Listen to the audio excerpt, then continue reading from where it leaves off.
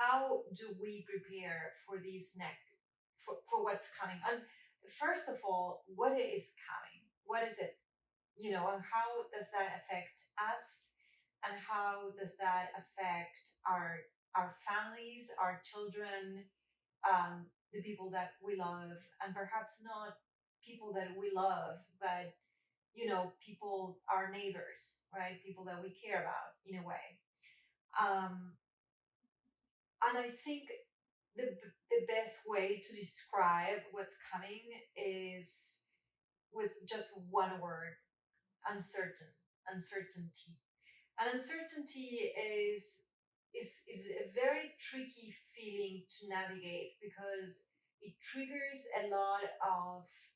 um, a lot of very primitive fears, fears that, you know, at this time and age, we think we have them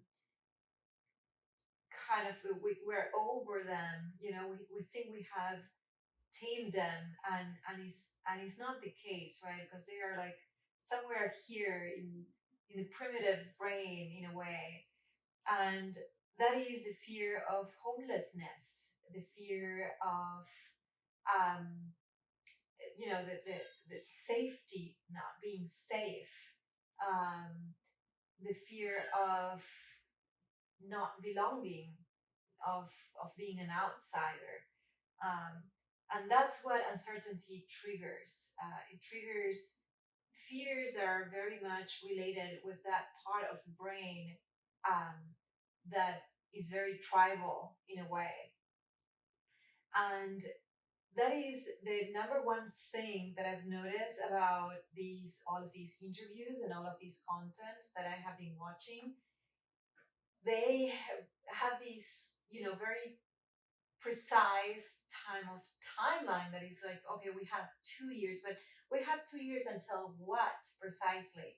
And I think in a way they are not too courageous just to say you have 2 years until AI is able to take over everything. That's what that's what I think, like, ultimately is what they are kind of like hesitating to be very blunt about it. um, so the thing here is I see a little bit of hope, um, because even though AI might have the capacity to actually take over the world, things in the human world move at another pace, have a different pace. And anyone that has worked in corporate knows this. Perhaps something that happens in Twitter like right away, and you know, like it can take up to, I don't know, 6 weeks, even sometimes 8 weeks, sometimes a year to, you know, see that change come to fruition. And so if you can imagine that happening in a corporate, you can imagine how that can happen at a government level, right? Or even like at a national level. So I do think that even though in 2 years is very probable that we have, you know, these AGI actually being able to run the world better than we can run it ourselves, until that is implemented, is going to take some time.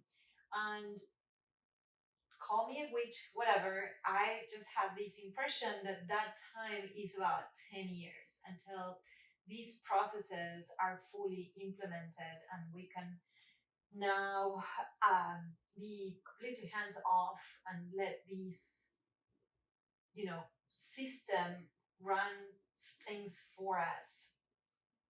And now the question goes into, okay, so what do we do, right? How do we prepare just to be ready in those 2 years? And I mean, I always go back to the same thing, but it's basically just embracing things that probably, or like not things, but values that probably our grandparents used to embrace, especially if you live here in the Americas. Uh, in the Americas from north to south, mostly, like it's probable that you have a fair amount of immigrants, European immigrants in your bloodline. And these people moved from Europe all the way to this part of the world in a condition that was starting over and very humble and very frugal. So, in other words, what I'm trying to say is like, how do we prepare? Well, all of everyone will have a different plan and a different vision of how they want to be in 10 years from now. What I will say though is that some of the frugality is kind of a mantra necessary to kind of like afford or confront what's coming, the changes that are coming. Frugality, when it comes to economics, and economics can not only be actual physical money, but then also other resources like energy, sexual energy, um, attention. So, frugality on those resources as well, and adaptability. I think, and this is something that one of these people named, I can't remember his name, uh, but just being very rapid at the time of adapting and being able to navigate the waters. Um,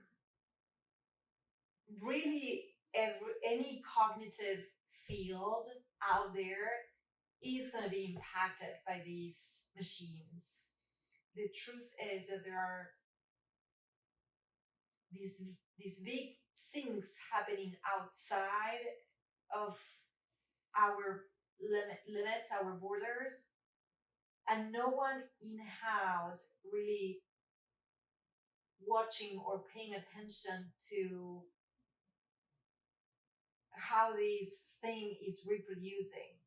Because this thing is alive, it reproduces itself. I don't know if you knew that, but this is kind of like a colony, like a bacterial colony. Think it that way, and it just grows and kind of expands. So, um, anyways, thank you so much for being here. My name is Magdalene.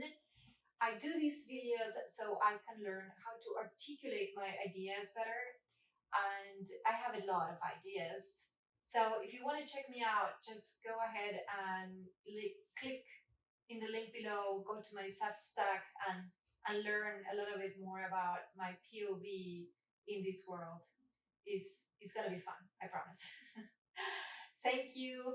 Bye bye.